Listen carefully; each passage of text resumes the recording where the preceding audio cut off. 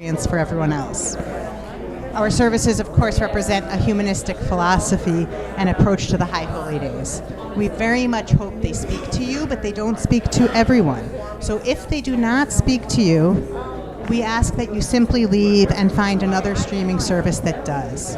Our services are deeply meaningful to some of the people who join us, so please be considerate of their feelings and refrain from using the chat to offer criticism of what we choose to do or not to do.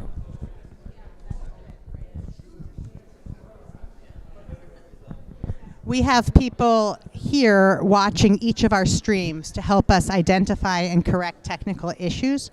So we will do our very best to let you know if we are having problems. Unless we tell you, the problems are likely on your end. Sometimes it's that the quality of our stream is too much for older computers, so you may need to lower that setting. Also be aware that we set our sound in the mid-range, but you can adjust it on your end and make it louder or softer for yourself. If you appreciate the Beth Adam service experience, we hope that you will choose to help us out by doing one or more of these things. You can let people know on social media. You can share the service itself. And if you choose to, you can make a donation at bethadam.org to help us continue providing these services and lots of other online and hybrid experiences.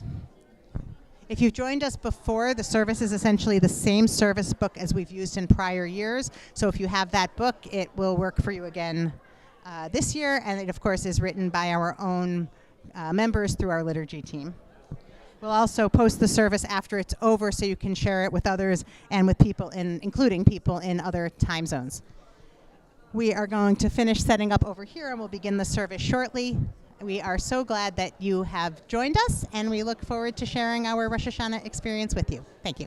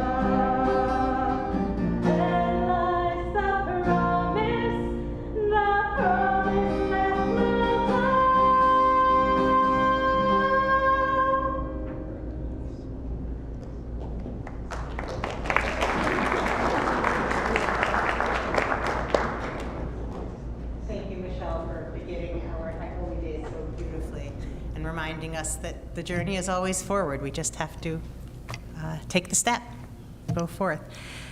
A reminder to turn, well, I'm going to give you a choice. If you want the best experience for you, turn your cell phones off. If you just don't want to mess up everybody else's experience, you can silence your cell phones.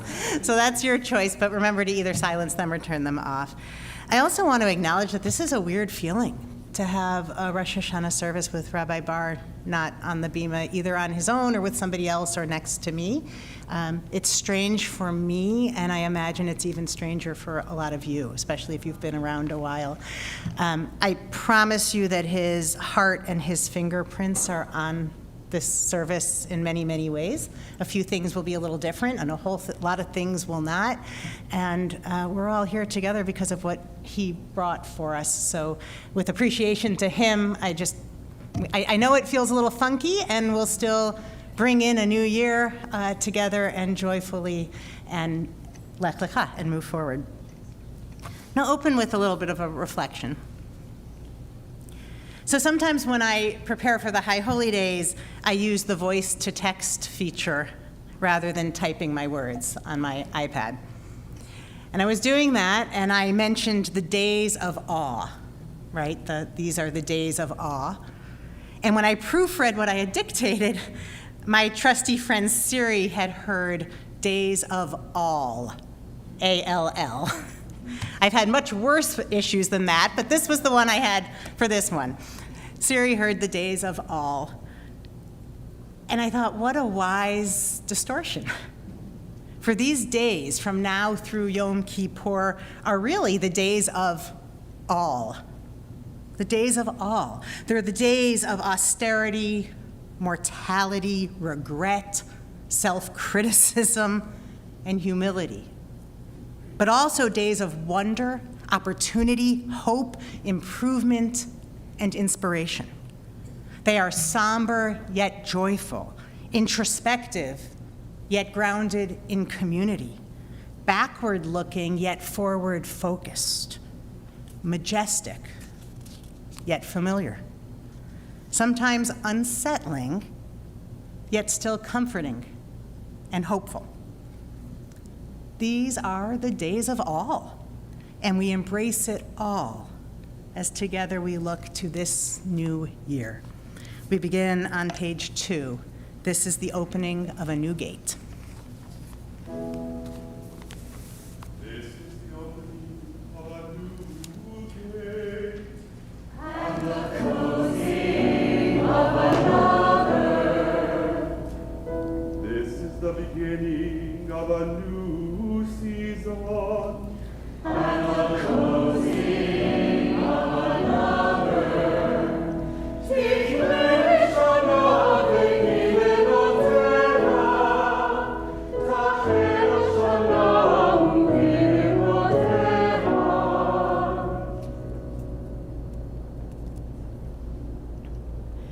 As our ancestors have done for thousands of years at this season, we now enter a period of self-reflection. The Jewish people set this time apart from and above the routine of everyday life, so that this celebration would serve as an intense period of self-scrutiny. Every aspect of one's life was considered.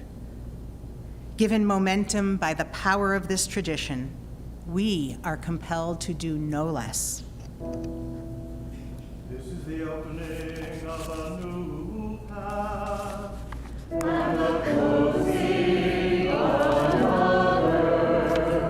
This is the beginning of a new day, and the closing of another.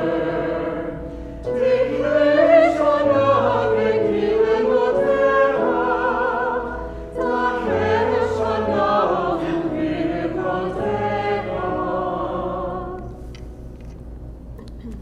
Comparing our past actions with our ideals cannot be comfortable or a painless effort.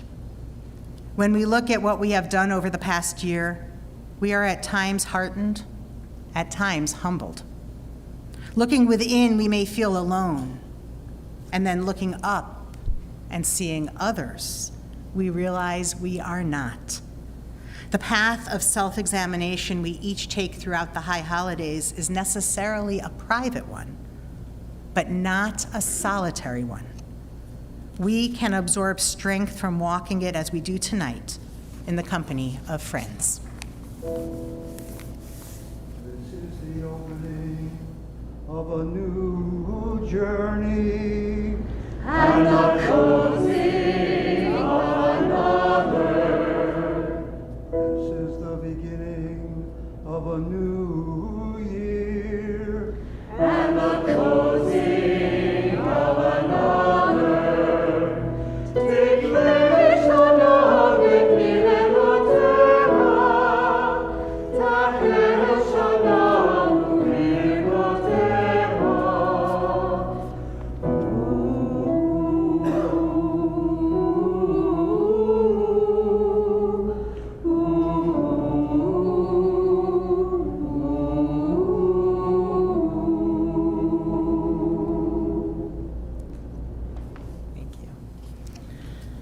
Let's continue with this next reflection responsively. We'll begin with me taking the first paragraph. Each of us comes here tonight from our own prompting. Some of us are here out of habit, the habit established for us by our parents and grandparents to adhere to the tradition of Jews gathering to celebrate the new year. Some of us are here out of reverence, a reverence for the tradition of our ancestors who found joy and meaning in this celebration. Some of us are here out of duty, a sense that we owe to others a respect for our tradition. Some of us are here to find a deeper meaning for our lives. We find enrichment, renewed energy, and purpose in these services.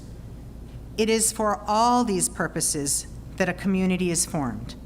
Our gathering together reminds us of our place among the peoplehood of Israel, assures us of continuity. It allows us to reach beyond the mundane, to view the universe with a sense of wonder, to transcend the ordinary, to appreciate the mystery of life. We come here as individuals,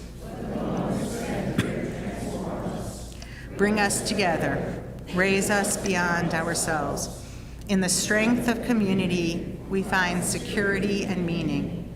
Without community, our lives as Jews, as humans, would be impoverished. Like a garden that offers shelter from the heat of day, a place of beauty and calm, so a congregation offers a place for spiritual refreshment and renewal. Hillel Omer, Al tifrosh min hatzibor. Hillel taught, do not separate yourself from the community. And thus we ask ourselves, do I let myself feel a part of this community? Or do I hold myself aloof, protecting against engagement? Do I accept others who have chosen this community for themselves? Or do I define myself by excluding those I do not accept? Am I willing to make a commitment to my community? Or do I take from it with no thought of return? Do I present myself as a member of the Jewish community? Or do I shrink from who I am, preferring to be anonymous? Am I willing to take action as a member of my community? Or do I sit passively, allowing others to act in my stead? And thus we ask ourselves at this time of self-reflection, have I been less than I can be? How good and how pleasant it is that people sit together. It is like fine oil on the head running down into the beard of Aaron, that comes down over the collar of his robe, like the dew of Hermon that falls upon the mountains of Zion.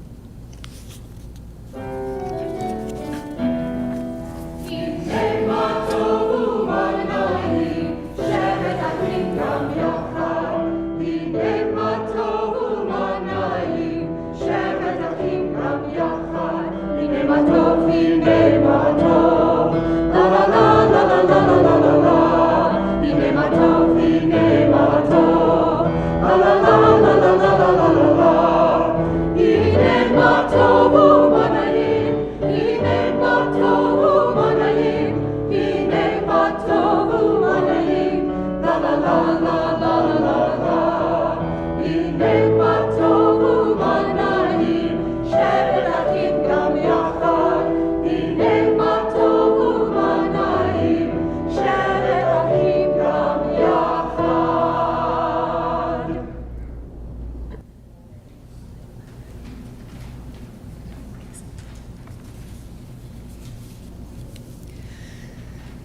We live our lives as travelers on a journey, choosing among the many paths which lie before us. For some, it appears planned, the paths carefully marked, well-defined, often by others. For some, the journey flies in haphazard directions, starting, halting, changing directions, out of control. And for others, it is a challenge, beckoning toward growth, prodding our intellect, promising adventure. The way we make for ourselves is not easy. We have no reliable map, and our guides can be uncertain. Our lives are often filled with confusion and anxiety, difficult decisions and regrettable mistakes. But still, we must chart our own way. Each year on Rosh Hashanah, we pause to assess our life's journey. We study the route we have chosen and challenge ourselves to continue to explore life's greater possibilities.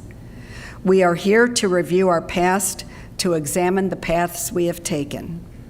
It is a time to reflect on the values we hold. We are here to ask ourselves essential questions about the nature of our lives. It is a time to honestly evaluate our actions.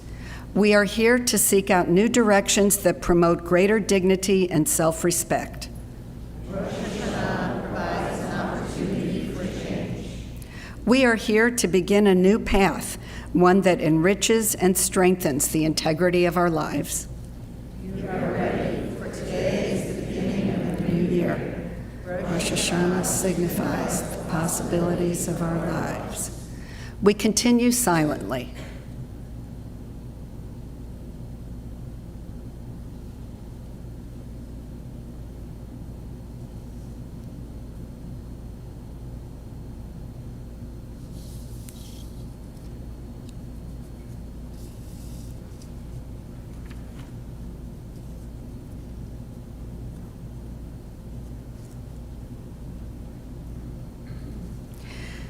The candle's flame, though frail and easily extinguished, has the power to light the darkness.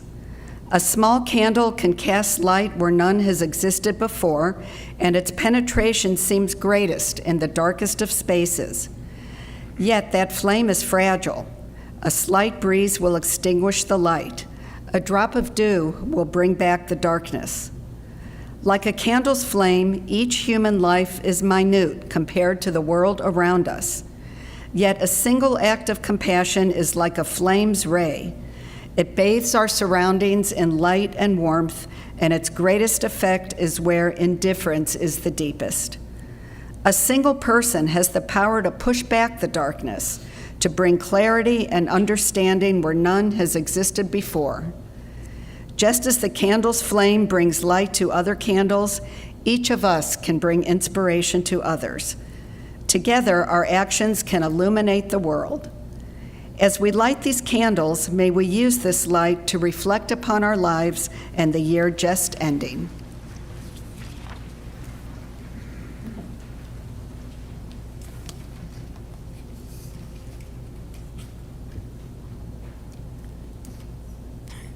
Always a problem whatever you choose.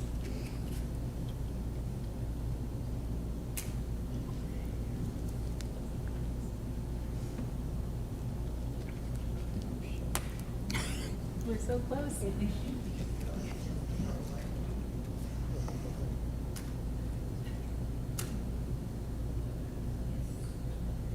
Teaching about persistence.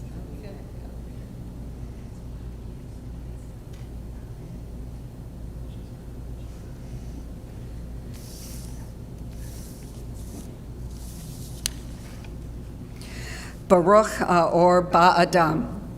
Blessed is the light within the world. Baruch Ha'or Ba'adam. Blessed is the light within each person. Baruch Ha'or B'Yom Tov. Blessed is the light of this season.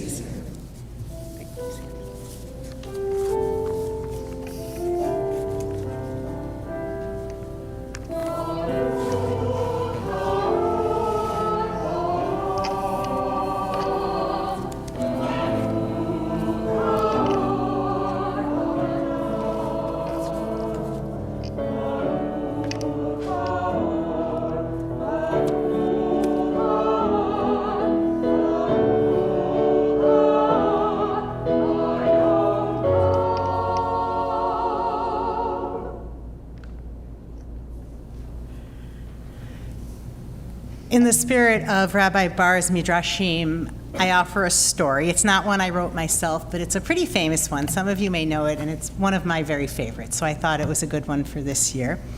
And this story begins with a synagogue that had been around for many decades. It was a modest and well-loved building, but time had begun to take its toll, and the building was in need of major renovations. And as I was thinking of telling this story, I thought everyone's going to panic here and think it's the kickoff to a capital campaign, but it is not. It is, I promise you, it is just a story, and this synagogue has been around far longer than this one. So the building was in need of these renovations, and at the same time, there was a woman who had been around for as many decades as the synagogue. And through the years, from the time she was a child, she had loved this synagogue. She watched it bustle with activity. She felt it busting at the seams as the congregation grew through the years. And now she literally saw it beginning to crack as age began to wear it down.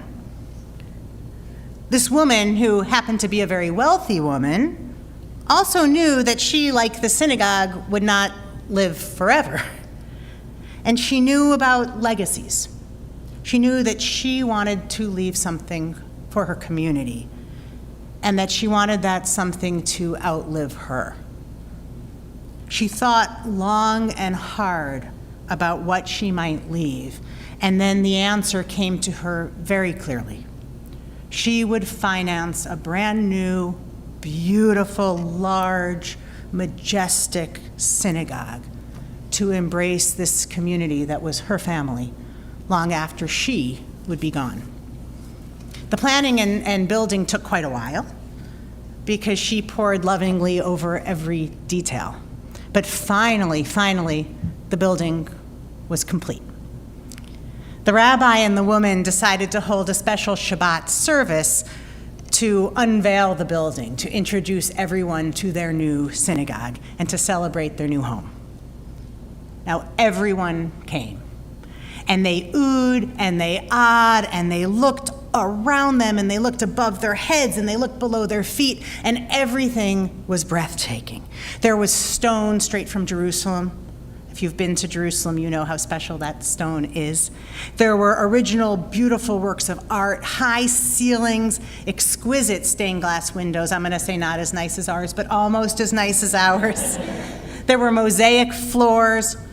There was an ark and an eternal light made by the best and most talented of artists. And yet somehow this space, this majestic, incredible space, remained intimate and loving and perfect in seemingly every way. Eventually, everyone sat down in their very comfortable seats for the Shabbat service. They were overjoyed. They were filled with awe, filled with gratitude.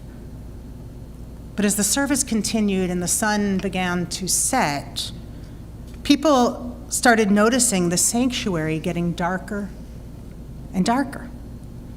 Finally, as it was getting hard to even read the service anymore from the Siddur, from the prayer book, somebody said, "This building is beautiful, and we are so, so grateful. But where are the lamps?" With that, the rabbi motioned to the donor, and she came forward to pass out lamps, one to each family. She then pointed to brackets on the walls all around the sanctuary. And then she explained, when you come to the synagogue, you are to bring your lamp, these are like those lanterns, you are to bring your lamp, light it, and place it in your special bracket so that we will have light.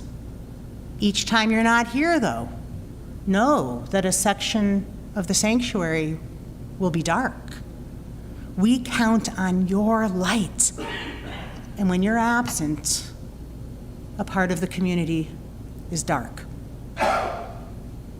Now, knowing that none of us can always be here at Beth Adam, either in person or online, may we still each recognize the unique light we bring to this community as well as to our family members, to our friends, and to other communities that we consider ourselves a part of. In this new year, may we reflect on the ways we bring light and the ways we share light. And may we have the courage and the energy, it's going to take energy, to burn, to shine brightly. And when we face those darker times, may the reflection of light from others brighten our days and rekindle our flames. May we all be sources of light for ourselves, for our communities, for this community, and for one another. Kenye hi ritzonenu. May it be our will.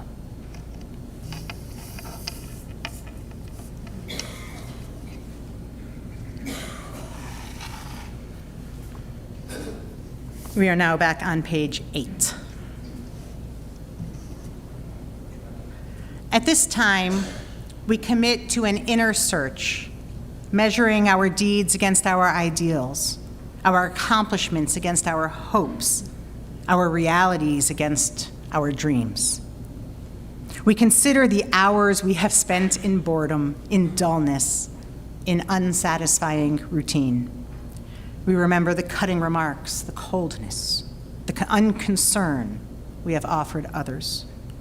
We reflect on our moments of fear, afraid to meet the challenges of life, clinging to repetition, the safety of the known.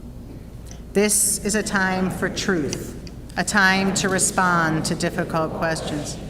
Have I accepted the challenge of new ideas, or do I cling blindly to the old? I hide in the safety and comfort of what I already know, afraid of what I may find. Have I responded honestly to others? Honesty calls me to engage. It demands that I accept the impact of my words, the gap between my intention and my deeds. Have I put off important decisions?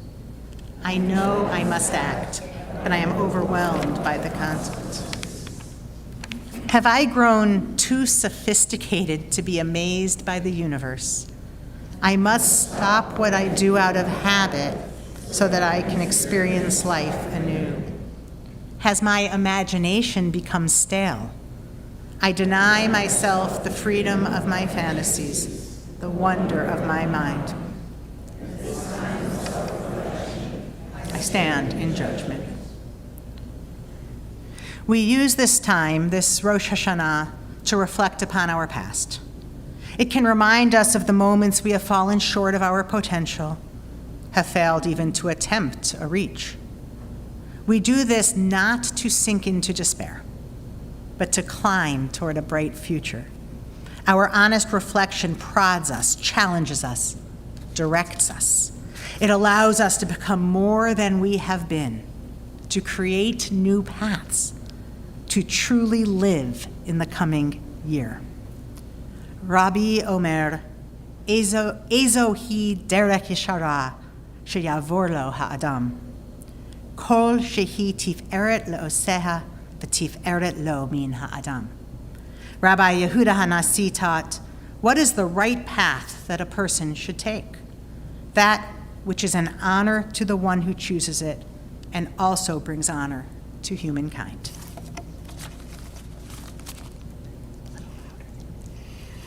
And thus we affirm, we acknowledge that we are not perfect, but perfection is not our goal. We know that we are not omnipotent, but we do not strive to rule the universe.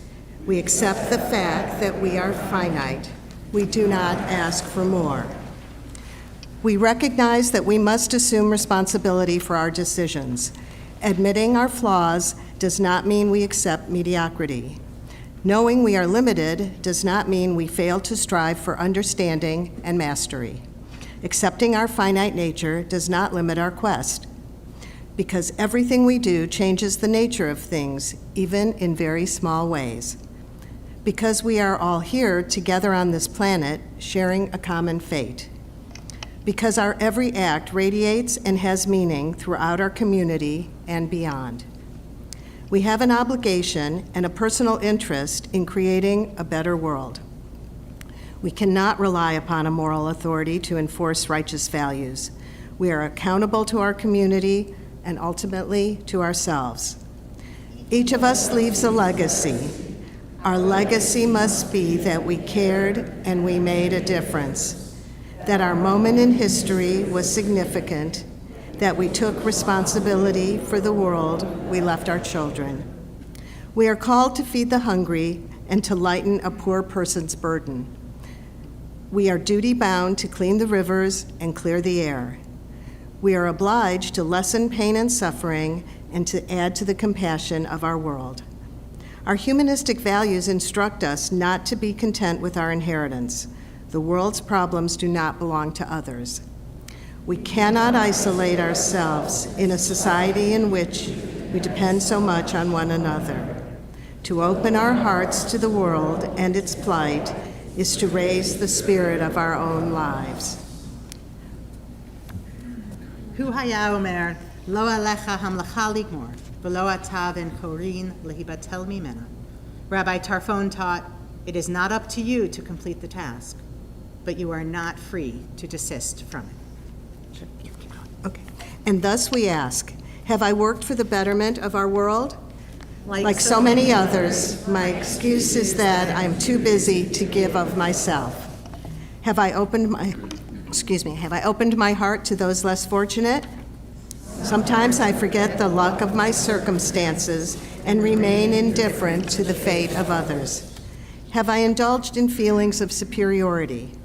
Ranking myself against others is my pleasure and my pain. Is my courage spent? Often I must reach deeply to find my confidence, my faith in myself. Have I been less than I can be? At this time of self-reflection, I stand in judgment. Thank you.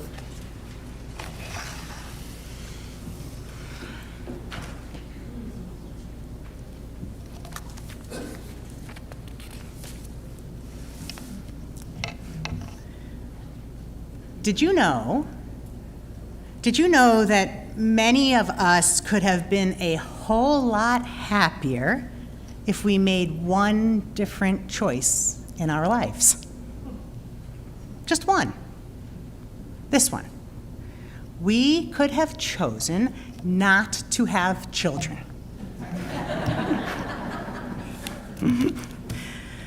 We could have chosen not to have children. Studies consistently show us that having children decreases our happiness. And if you're a kid in here, don't worry, it gets better. It's better. And the same holds true, by the way, for caretaking and for working in helping professions. It turns out that happiness, or happiness alone, may not be all it's cracked up to be. And this may be a relief in such unhappy times. Times when it sometimes feels like the world is on fire, both literally and figuratively. We've all felt it in this past year, I think, a stubborn, ambient melancholy. Maybe that's why when I asked a few of you what you needed to hear this year, you said you wanted a way to feel better, to feel happy again. I tried to listen, to write about how we can be happier, but the words somehow felt empty. Now, to be fair, there are strategies for happiness, and they're real, and they help. They involve things like gratitude, social interaction, mindfulness, exercise, exposure to nature.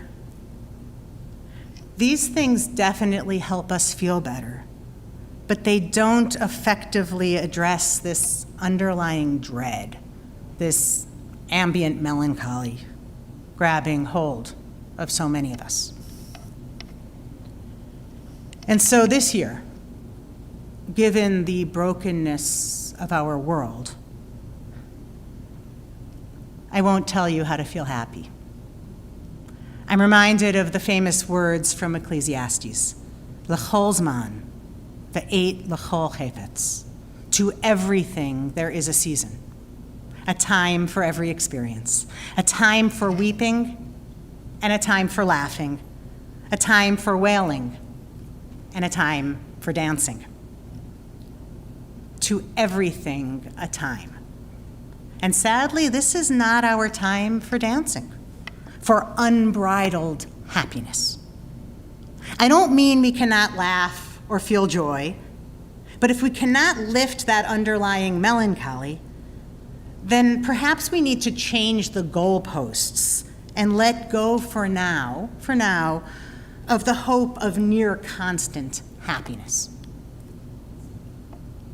That's not as bad as it sounds. You see, happiness is a fleeting emotional state. It's not all or nothing. Two Hebrew words, simcha and rina, help to describe it. Simcha, as in Chag Sameach, happy holiday, is quiet internal gladness, the gladness of sharing Shabbat or welcoming the new year. Rina is exuberant, dancing joy, the joy for most of us, but not for me, of watching the Bengals beat the Browns a couple of weeks ago. That's Rina. Both are worth savoring whenever they come. That's why we've added programming at Beth Adam that centers the very things that increase happiness. Programs like Shabbat at the Farm to nurture gratitude, Zentangle nights for mindfulness, biking and hiking for exercise and exposure to nature. All of these, plus book club, social action programs, onegs, and more for social time and community building. But with it all, when in every direction we look, we see something else on fire. If we measure the quality of our days by how many servings of happiness we consume, we may set ourselves up for disappointment, even despair.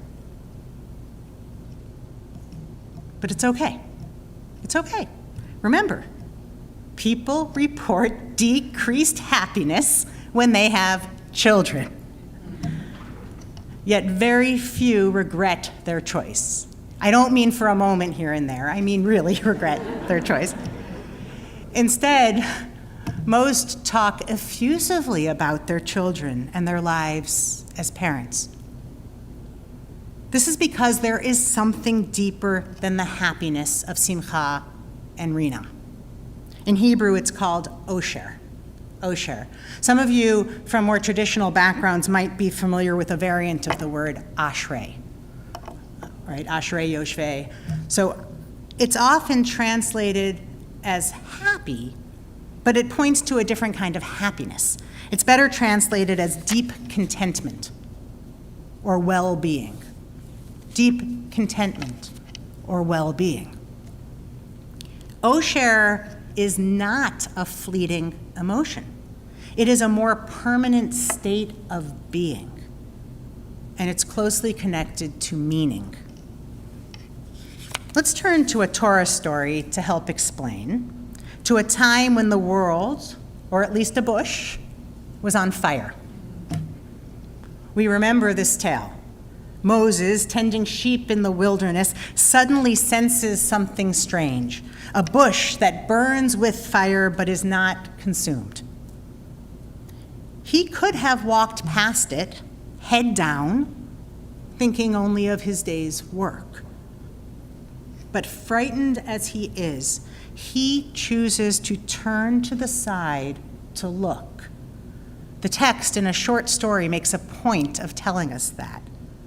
And in that turning, he changes his life and the life of a people. For us, the bush isn't about God's voice speaking from the flames. It's about a world on fire. Climate change, political upheaval, incivility, violence, injustice, and the question of whether we'll turn to face it. It's about the resilience of the human spirit, burning with pain, and yet not being consumed by it. It's about seizing the moment, facing our fears, choosing to act. By looking at his world on fire and doing something about it, Moses made his life a whole lot harder. He probably would have been happier whistling and wandering with his sheep. But in his mission to free the Israelites, he got something better than ease and happiness. He found Osher, the same something that parents and caretakers and everyone who does hard things achieves. Psychology echoes this truth. Psychologist Martin Seligman describes well-being with the acronym PERMA. P for positive emotion, for doing things that increase good feelings. E, there'll be a quiz. E for engagement, for being fully present. R, creating loving relationships.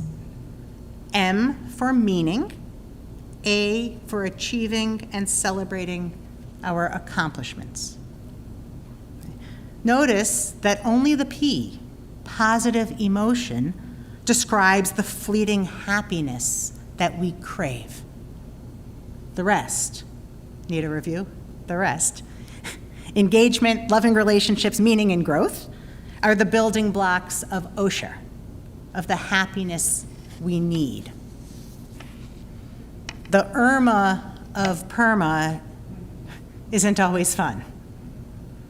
The effort it requires of us to build relationships, to overcome inertia and engage in activities, and to work toward goals can be exhausting. Sometimes getting off the couch feels exhausting, so the Irma can be exhausting. The self-reflection it requires can be painful, and turning to see the brokenness in the world and within us, disheartening. And yet, these are all things we can do, things we may be driven to do when the world feels like it's burning. We can't force fleeting happiness, but we can force Osher. We can force deep contentment and well-being. It's not easy, but at least it's possible. No one makes this clearer than Viktor Frankl, who endured multiple concentration camps during the Holocaust. He built his life philosophy around Nietzsche's words: "One who has a why to live for can bear almost any how." One who has a why to live for can bear almost any how. Between stimulus and response, there is a space, Frankl reminds us. And in that space, no matter the circumstance, lies our power to choose meaning, to choose Osher. Remember, the best things in our lives do not make us happy in every moment. Parents and caretakers, we know that. But these things do bring profound contentment. Frankl knew this not in theory, but in the most harrowing of conditions. In Man's Search for Meaning, he notes that those who survived and then thrived after the camps were not the ones who clung to happiness. There was little of that to be found, but the ones who held fast to meaning. Some imagined future work they had not yet finished. Some pictured children or loved ones they longed to see again. Some found purpose in simply helping another prisoner endure one more day. As Frankl taught, life is never made unbearable by circumstances, but only by lack of meaning and purpose. It wasn't happiness that sustained them. It was Osher. Now, there's one more detail in that story of the burning bush. The fire burned, but it did not consume the bush or Moses. And it will not consume us. The world is searing. It snatches moments of happiness, but it cannot steal our purpose, our contentment, our identity, our osher. Perhaps that's why on Rosh Hashanah we wish each other a Shana Tova, a good year. A good year rather than a Shana Simcha, a happy year. Because goodness, rooted in osher, is always within reach. And so in this new year, may we find goodness and strength to face the fire.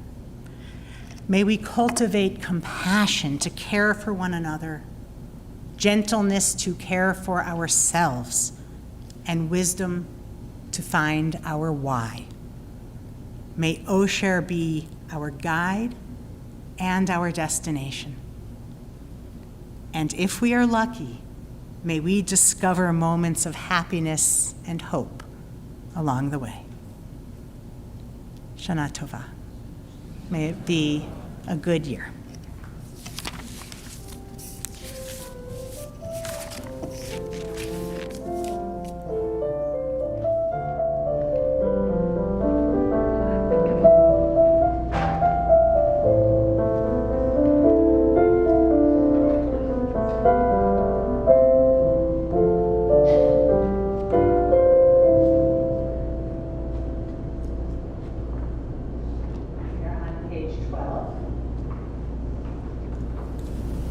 We've made you listen for a long time, so why don't you join for all of those indented lines?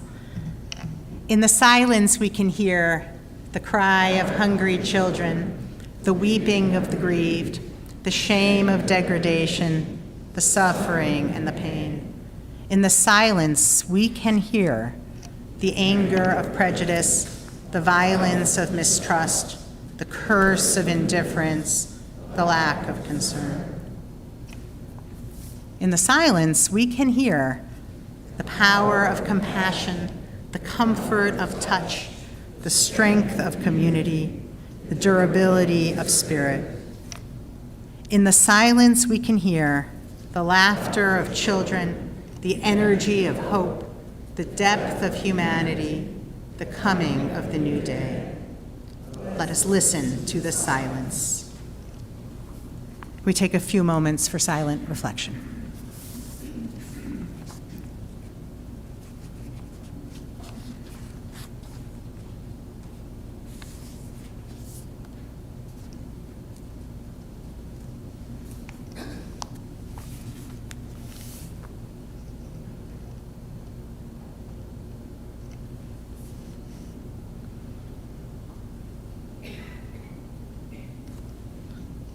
We continue now with some moments of remembrance. We've had quite a few images of light and darkness, of fire, of flame, of shining bright. And so this is a memorial reflection that is not in your Siddur, not in your prayer book. It comes from words of Noah Ben Shea. Once there was a student who was with a teacher for many years. And when the teacher felt he was going to die, he wanted to make even his death a lesson. That night, the teacher took a torch, called his student, and set off with him through the forest. Soon they reached the middle of the woods, where the teacher extinguished the torch without explanation. "What's the matter?" asked the student. "This torch has gone out," the teacher answered and walked on. "But," shouted the student, his voice plucking with fear, "will you leave me here in the dark?"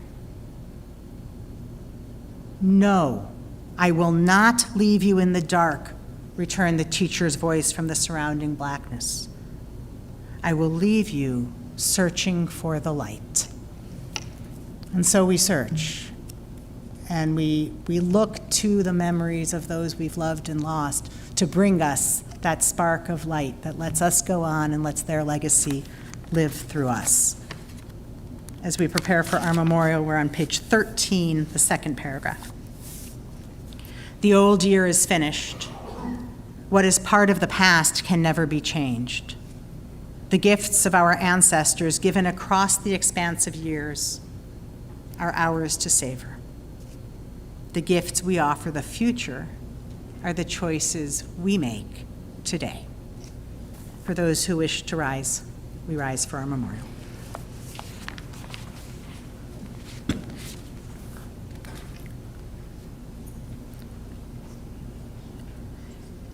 Ein bidei amada takoach la korma shetamun balev. Death cannot take that which is locked in our hearts. With our tears in our sorrow, we remember. With our courage and our strength, we do not forget. Acts of kindness, deeds of courage will remain. Beauty created, wisdom shared is not lost. With our tears in our sorrow, we remember. Im dema'ot be'enenu, be'et evlenu, nishmor al zecher ahuvenu. With our tears in our sorrow, we remember.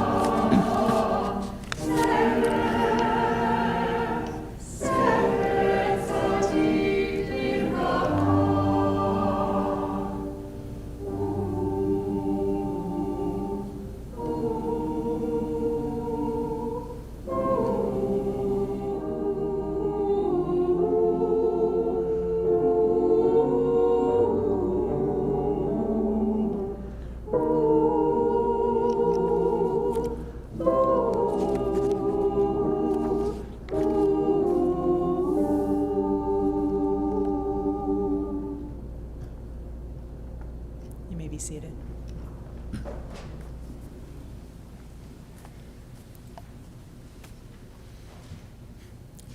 Everything, everywhere comes from one source. Our lives, all life springs from that cause. Each thing, everything is made of the same matter.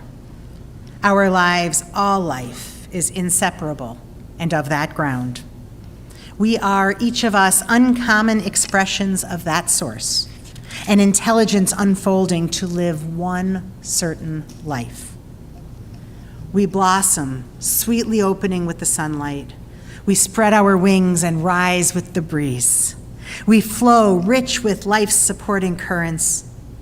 We pause, silently honoring the gift of every breath. We are, every one, a source and a benediction for life. Martha.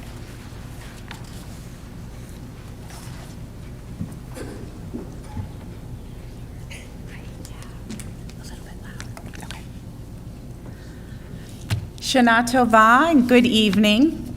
I'm Martha Keene, the Vice President of the Board of Beth Adam, and I want to welcome all of you who are here, both in person and online. As we begin the new year, it's a good time to notice how much has changed around us. Change is constant. For some, it makes us long for simpler times, while for others, it becomes the spark that pushes them into action. The anxiety that change brings can also be channeled into energy to create, learn, and push past old boundaries. Under the leadership of Rabbi Lauren Werber, we've grown the size and scope of our services, added a weekly oneg, welcomed new members, and created exciting engagement opportunities for everyone. This summer, we had our supersized celebration at Cooper Creek, honoring our Rabbi Emeritus, and we launched a host of new programs that reflect the wide-ranging interests of our members. We're deeply grateful to our staff, volunteers, music team, and tech crew for making tonight possible. We also hold in our hearts those we have lost and anyone who is struggling. In the year ahead, I invite you to get involved. Bring a friend, join a program, or volunteer, and together we can shape change to reflect our values of reason, compassion, and shared responsibility. May this year bring you health, connection, and the courage to act on what matters. So for our announcements, our Rosh Hashanah morning service is at 10:30 tomorrow with an oneg to follow, and the children's service will be at 2:30. We are running a high holiday food drive for the Life Food Pantry. Please bring your non-perishable food items, personal care items, and cleaning products to donate by the Yom Kippur morning service. Your contributions make a difference for local families struggling with food insecurity. Flyers are on your chairs. So far, our October calendar includes a knitting group, a rare books room tour, and cycling. Be sure to check the website and weekly email for details. Remember that our hybrid Shabbat services include oneg, so come and enjoy, and let us know if you'd like to bring something to share. Shana Tova.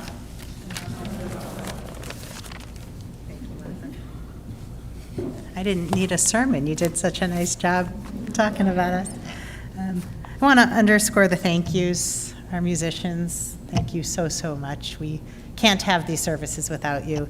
And our tech folks who stepped up this evening, we really appreciate you as well. And I don't know if Martha mentioned Melissa and Ann, but thank you to Melissa and Ann as well. No, you didn't need to mention them. I'm adding them because they keep me honest and make sure I remember everything. That was the main reason, so thank you, Melissa and Ann. And to really push for you to remember the food drive. It hits really close to home, and it hits really hard, and what we bring does make a difference. So by Yom Kippur. The only other announcement I have, and I did not warn anyone ahead of time because I remembered late, that there was a request to return to the custom of allowing people to say hello to our streamers at the end of services.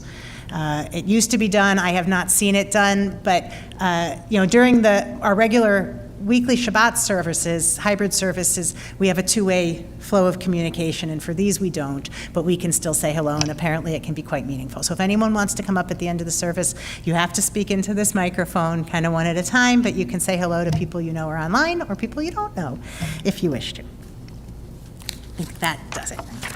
With that, we are on page 16, nearing the end, but not to the end of our Rosh Hashanah service. It says we come to the end, but we're not so close. As we come sort of close to the end of the Rosh Hashanah evening service, which I'm not sorry about, it's lovely being with you, we realize that we have completed but the beginning of our travels. For this service marks the starting point of our journey throughout the high holidays, an ancient marker that signifies both the ending of the old and the beginning of a new year. We have before us a path to ascend, one that brings us to further scrutiny, self-awareness, serenity. It is a time set aside for us to become more aware, alert, and alive to the possibilities that life affords. We recall the past, remembering the happy and sad moments, the good and bad times. We sing together and remain silent together. We dream of the future and what it can be. We are thankful for this time we share. During the remaining high holiday services, may we examine the paths we have walked so that we can plan a course for the coming year. The many roads we have taken lie behind us, and we are at a new moment of possibility. We resolve to make this year's journey one we travel with integrity, self-respect, and dignity. This year, we will try to choose our paths wisely, responding to the challenge and adventure of life, seeing its possibilities for growth, for friendship, for hope. This year, we are bringing back an old song. It was written in 1970 and very popular it was written in Israel in 1973 during the war, and it's a dream of peace, that in the new year, all these wonderful scenes will be back and everybody will be living freely and peacefully and joyfully. And if they could sing it then, we certainly can sing it and dream it now. Bashana Haba'ah, in the year to come.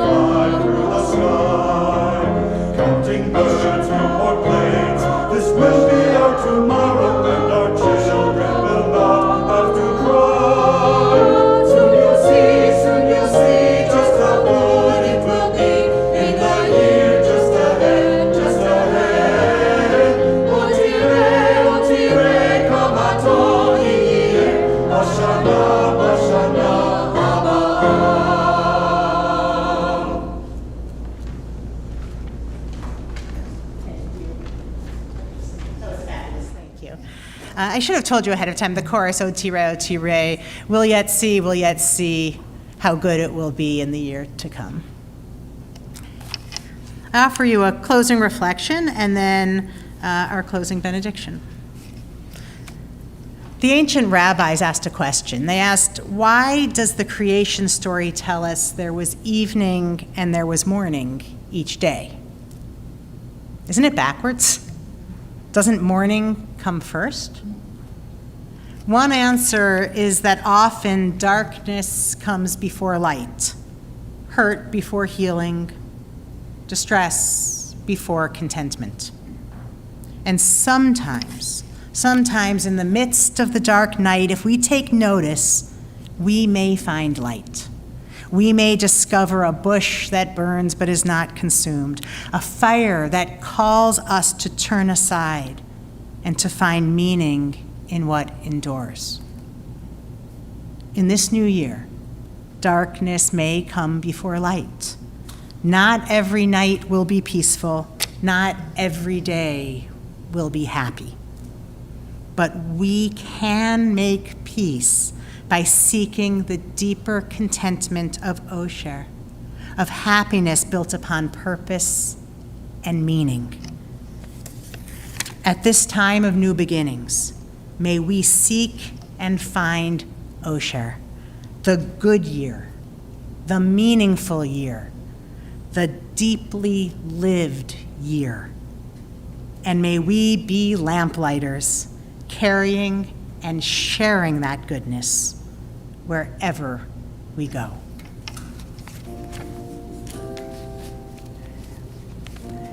For those who wish, we rise for the closing benediction.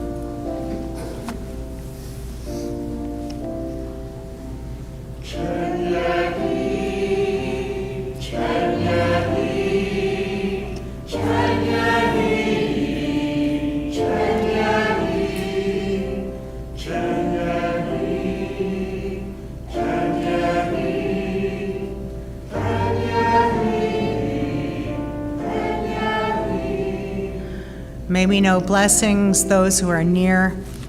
May we know blessings those who are far. May the new year bring its goodness to everyone soon, wherever they are. May we know blessings through the day. May we know blessings through the night. May health be for all children, and all things soon be right. May we know blessings in our comings.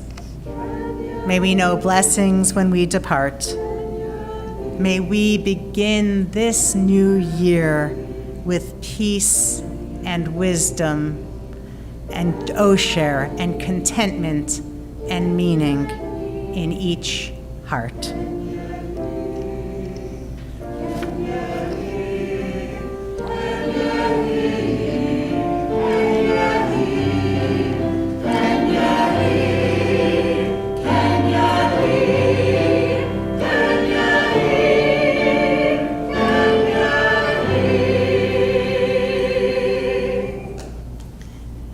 Ken Yehi. Shana Tova.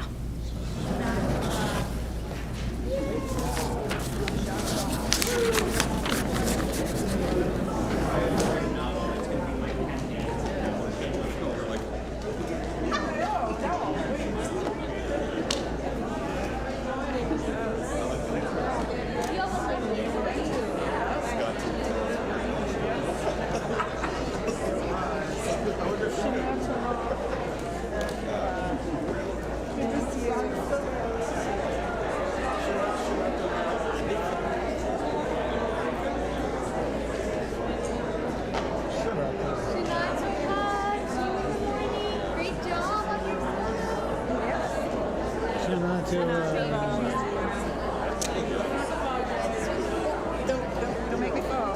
I gotta put this back. I gotta go this way for just a second. Great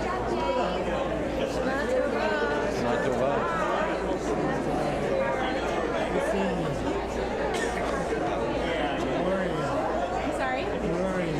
Where am I? I'm in Loveland, yeah. Christy, Dave, Ben, a very happy new year to you guys. Love you all. And also, Chuck and Dave, do not be deterred.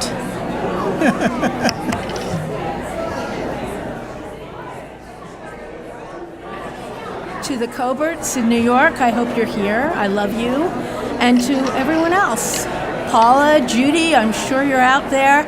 And we wish you could be here, but we know you're with us in spirit. Shana Tova.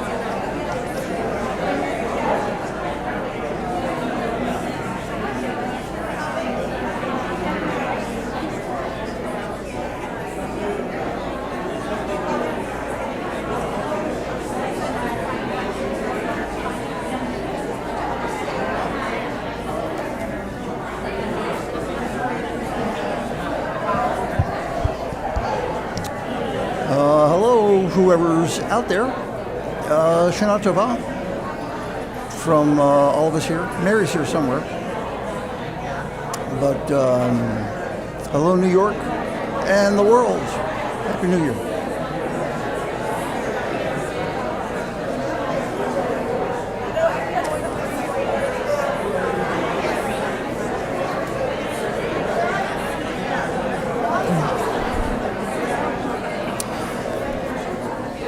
To ask for peace in our time can seem futile,